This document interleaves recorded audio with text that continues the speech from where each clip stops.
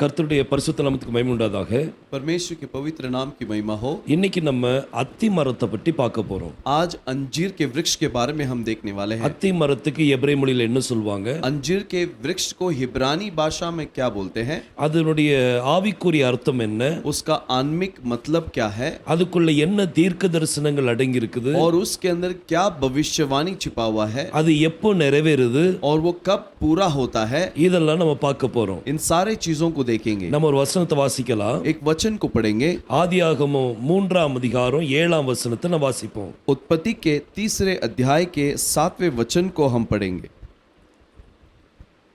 तब उन दोनों की आंखें खुल गई और उनको मालूम हुआ कि वे नंगे हैं, सो उन्होंने अंजीर के पत्ते जोड़ जोड़ कर लंगोट बना लिए। பாருங்க, பைபிள் சொல்லுது, देखिए कलाम कहती है, அத்தி இலைகளை தைத்து अंजीर के पत्तों को पहनकर தங்களுக்கு அரை கச்சைகளை உண்டு பண்ணினார்கள். अपने लिए वस्त्र बना लिए। சோ இங்க ஏதேன் தோட்டத்துக்குள்ள एदेन वाटिका के अंदर இந்த சம்பவத்துல சொல்லப்பட்ட ஒரே ஒரு மரம், और इस घटना में एक ही वृक्ष के बारे में बोला गया है, அது அத்தி மரத்தை பற்றி பேசியிருக்கிறார். और वो अंजीर का वृक्ष है। ஏன் அத்தி மரத்தை குறித்து பேசணும்? क्यों अंजीर के वृक्ष के बारे में बोलना है? ஆதாமும் ஏவாளும் கண்கள் திறக்கப்பட்டது. आदम और हवा का आंखें खुल गई। அவங்க வேற ஏதாவது இலைகளை வச்சு தைச்சிருக்கலாமே. और कोई भी वृक्ष के पत्तों से वो पहन सकते थे। அத்தி இலையை விட பெரிய இலைகள்லாம் இருக்குது. अंजीर के पत्तों से भी बड़े पत्ते वहां पर मौजूद हैं। இப்போ நம்ம வாழை இலை எடுத்துட்டோம்னா अभी केले के पत्ते को ले लेंगे तो அது அதை விட பெருசுதான். वो उससे भी बड़ा है। ஆனா ஆதாம் அத்தி இலைகளை தான் தெரிந்து கொண்டான். लेकिन आदम अंजीर के पत्तों को ही चुना। ஏன் அத்தி மரம்?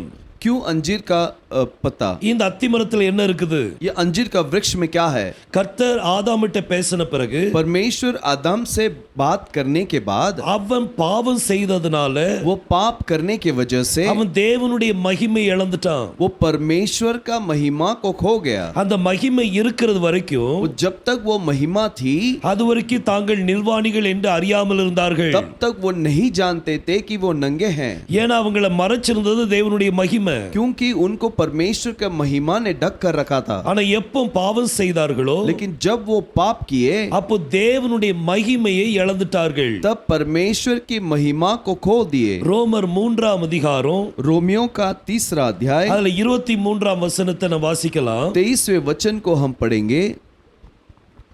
इसलिए कि सब ने पाप किया है और परमेश्वर की महिमा से रहित हैं। பைபிள் சொல்லுது, कलाम कहती है, எல்லாரும் பாவம் செய்து सभी पाप करके தேவ மகிமையற்றவர்களாகி, और परमेश्वर के महिमा रहित हो गए So, हैं। பாவம் செய்தது நிமித்தம் पाप करने की वजह से ஆதாமும் ஏவாளும் आदम और हवा தேவனுடைய மகிமையை அவங்க இழந்துட்டாங்க. परमेश्वर के महिमा को खो दिए। இப்போ மீண்டும் அந்த மகிமையை பெறணும். अब दोबारा उस महिमा को पाना है। முதலாவது ஆதாம் पहला आदम, அவனுடைய கீழ்ப்படியாமை நிமித்தம் उसके उल्लंघन के वजह से எல்லாரும் பாவத்துக்குள்ளாயிட்டோம்.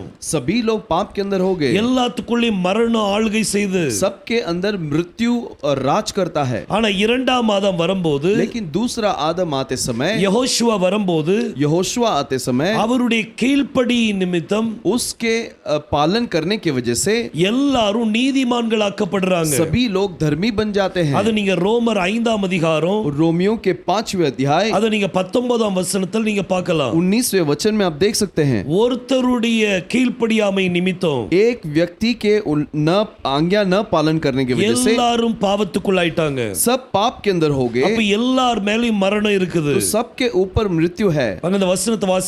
उस वचन को हम पढ़ेंगे। ரோமர் 5ஆம் அதிகாரம் रोमियो का किताब 5वां अध्याय அதுல 19ஆம் வசனத்தை நம்ம வாசிப்போம். 19वें वचन को पढ़ेंगे। क्योंकि जैसा एक मनुष्य के आज्ञा न मानने से बहुत लोग पापी ठहरे, वैसे ही एक मनुष्य की आज्ञा मानने से बहुत लोग धर्मी ठहरेंगे। ஒரு மனிதனுடைய கீழ்ப்படிதலை நிமித்தம் एक व्यक्ति के आज्ञा पालने से நம்ம எல்லாம் நீதிமான்களாக்கப்படுகிறோம். हम सब धर्मी ठहरते हैं। சோ யெகோஷுவாக்குள்ள यहोशुआ के अंदर நம்ம எல்லாம் நீதிமான்களாக்கப்படுகிறோம். हम सब धर्मी बन जाते हैं। அவர் நமக்காக மரித்தார், वो हमारे लिए मरे, சிலுவையில மரித்தார். क्रूस पर मरे। சோ இந்த ஏதேன் தோட்டத்துக்குள்ள ये एदेन वाटिका के अंदर இங்க ஒரு மரத்தை பற்றி குறிப்பிடப்படுகிறது. एक वृक्ष के बारे में बताया गया அது है। அத்தி மரம். वो अंजीर का वृक्ष है। இந்த அத்தி மரத்தை इस अंजीर के वृक्ष को எபிரேய மொழியில என்ன சொல்வாங்க அப்படின்னா इब्रानी भाषा में क्या बोलते हैं? அத டீனா அப்படின்னு சொல்லுவாங்க. उसे टीना करके बोला जाता है। டீனா இன்னைக்கு நிறைய பேர் அவங்களுடைய பேர் டீனான்னு வச்சிருப்பாங்க. आज बहुत सारे लोग अपने नाम टीना करके रखे हैं। அதுக்கு எபிரேய மொழியில அதுக்கு அர்த்தம் என்னன்னா इब्रानी भाषा में उसका मतलब क्या है? அது அத்தி மரம். वो अंजीर का वृक्ष है। சோ இந்த டீனா என்கிற வார்த்தையை குறித்து பார்க்கலாம். ये टीना इस शब्द के बारे में हम देखेंगे। இதுல மொத்தம் 4 எழுத்துக்கள் உண்டு. इसमें कुल 4 अक्षर हैं। இந்த 4 எழுத்துக்கள்ல ये 4 अक्षरों में முதல் எழுத்து வந்து தாவ், पहला ताव है, அதுக்கு பிறகு அலஃப், फिर एलेफ, அதுக்கு பிறகு நூன், नून அதுக்கு பிறகு ஹே. और आखिर में है। இந்த 4 எழுத்து சேர்ந்தது தான் इस चारों अक्षर को ही அத டீனா அப்படின்னு சொல்லுவோம். टीना ऐसे बोला जाता இதை है। இப்போ டீகோடிங் பண்ணலாம். इसका डिकोडिंग हम करेंगे। முதல் எழுத்து என்னது? पहला अक्षर क्या है? முதல் எழுத்து தாவ். पहला अक्षर ताव है। இத நீங்க ஏன்ஷியன்ட் ஹீப்ரூல பாத்தீங்கன்னா प्राचीन हिब्रू में अगर आप देखेंगे அதுக்கு சிலுவை அடையாளத்தை போடுவாங்க. उसके लिए क्रूस का चिन्ह डालते சோ हैं। சிலுவை எதை குறிக்குது? तो क्रूस किसे बताता है? அது நம்மளுக்கு ரட்சிப்புக்குள்ள பாதையை காமிக்குது. हमारे उद्धार का मार्ग है। वो யெகோஷுவா यहोशुआ அவர் சிலுவையில் அடிக்கப்பட்டார். वो क्रूस पे मारा गया। சிலுவையை குறிக்குது. वो क्रूस को बताती है। சிலுவையில நிறைய கள்ளர்களும் அடிக்கப்பட்டாங்க. और क्रूस पे बहुत सारे चोर भी मारे गए। நிறைய இன்னசென்ட் பீப்புள் அடிக்கப்பட்டிருக்கிறாங்க. बहुत सारे नादान लोग भी मारे गए। ஆனா உயிர்த்தெழுந்த ஒருவர் மட்டும்தான், लेकिन जो जी उठा वो अकेला ही, அவர்தான் யெகோஷுவா. वही यहोशुआ है। அதனாலதான் சிலுவை குறிப்பிடும்போது इसीलिए क्रूस को जब बताते हैं, அங்க உயிர்த்தெழுதலை பார்க்கிறோம், पुनरुत्थान को हम देखते हैं, நமக்கு ரட்சிப்பை பார்க்கிறோம். उद्धार को हम देखते हैं। சோ இந்த சிலுவை ये क्रूस அதுதான் தாவ். वही ताव है। மிச்ச 3 எழுத்து என்ன சொல்வாங்கன்னா बाकी 3 अक्षरों को क्या बोलते அது हैं? அனா அப்படின்னு சொல்லுவாங்க. उसे अना कहते हैं। அனா அப்படின்னா अना का मतलब சந்திப்பு அப்படின்னு சொல்லி அர்த்தம். मिलना, ये मतलब டு है। மீட் அப்படின்னு சொல்லி அர்த்தம். मिलना ये मतलब है। என்கவுண்டரிங் அப்படின்னு சொல்லி அர்த்தம். वो एनकाउंटरिंग ये मतलब है। இப்போ நம்ம யாரை சந்திக்கணும்? अब हम किससे भेंट करना है? ஆதாம் வந்து அத்தி இலைகளை தைக்கும் போது, आदम अंजीर के पत्तों को जब पहना था, அவன் தனக்கு உடைகளை தைக்கும் போது, आदम जब अंजीर के पत्तों से अपने वस्त्र बना रहा था, அப்ப அந்த அத்தி மரம் तो वो अंजीर का वृक्ष அது என்ன சொல்ல வருதுன்னா, वो क्या कहना चाहता है? மீண்டும் நீங்க மகிமை பெறணும்னா, दोबारा यदि तुमको वो महिमा पाना है, எந்த மகிமை நீங்க இழந்துட்டீங்களோ जिस महिमा को तुम खोगे, அந்த மகிமை நீங்க மீண்டும் பெறதுக்கு उस महिमा को दोबारा पाने के लिए நீங்க ஒரு மனிதனை சந்திக்கணும். तुम एक व्यक्ति को मिलना है, அங்க சிலுவையில நீங்க சந்திக்கணும். क्रूस पे मिलना है। you have to meet him in the cross. आप उसे क्रूस पे मिलना है। அதுதான் பவுல் சொல்றாரு, इसे ही पौलुस कहता है, நான் கிறிஸ்துவுடனே கூட मैं मसीह के साथ சிலுவையில் அறையப்பட்டேன். क्रूस पर मारा गया। இது நீங்க கலாத்தியர் 2:20-21ல பார்க்கலாம். गलतियों का किताब दूसरे अध्याय के 20-21 में देख सकते So, हैं। நம்ம மகிமை மீண்டும் பெறணும்னா, उस महिमा को यदि हम दोबारा पाना है, எந்த மகிமை ஆதாம் இழந்து போனானோ जिस महिमा को आदाम खो गया, அந்த மகிமை நாம் மீண்டும் பெறுவதற்கு उस महिमा को दोबारा पाने के लिए நீங்க சந்திக்கக்கூடிய ஒரு இடம், आप मिलने का एक स्थान, நீங்க சிலுவையை சந்திக்கணும். आप क्रूस पर मिलना है। சிலுவை நீங்க சந்திக்கும் போது क्रूस पे जब मिलते हो, உங்களுக்கு அந்த மகிமை மீண்டும் वो கிடைக்கும். महिमा आपको दोबारा मिलेगा। நீங்க பாவத்திலிருந்து விடுதலையாக்கப்படுவீங்க. पाप से छुटकार पाओगे। எந்த பாவம் ஆதாம் ஏவாளும் செய்தார்களோ जो पाप आदम और हवा ने किया, அந்த பாவத்திலிருந்து நீங்க उस விடுதலையாக்கப்படுவீங்க. पाप से आप छुटकार पाओगे। அவங்க மூலமா மரணம் எப்படி உள்ள வந்துச்சோ उनके द्वारा जैसे मृत्यु अंदर आई, அந்த மரணத்தை நீங்க ஜெயிப்பீங்க. उस मृत्यु पर प्रबल हो जाओगे। இந்த அத்தி மரம், ये अंजीर का वृक्ष, அதாவது டீனா, वो टीना, இது நம்மளுக்கு ஒரு தீர்க்க தரிசனம் சொல்லுது. ये एक भविष्यवाणी देती है। நீங்க மீண்டும் மகிமையை பெறணும்னா, तुम दोबारा यदि महिमा को पाना है, சிலுவையில மரித்த யெகோஷுவாவை நீங்க சந்திக்கணும்.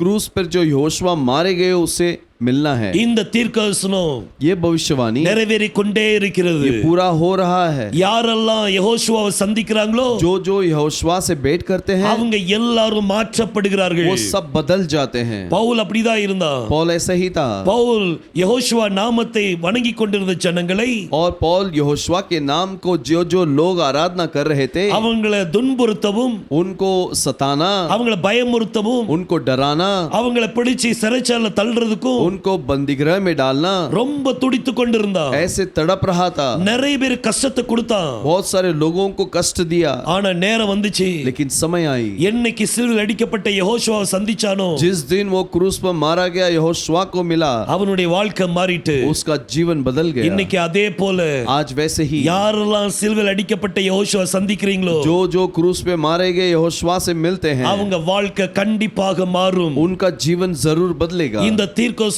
ஒரு தடவை நிறைவேறல.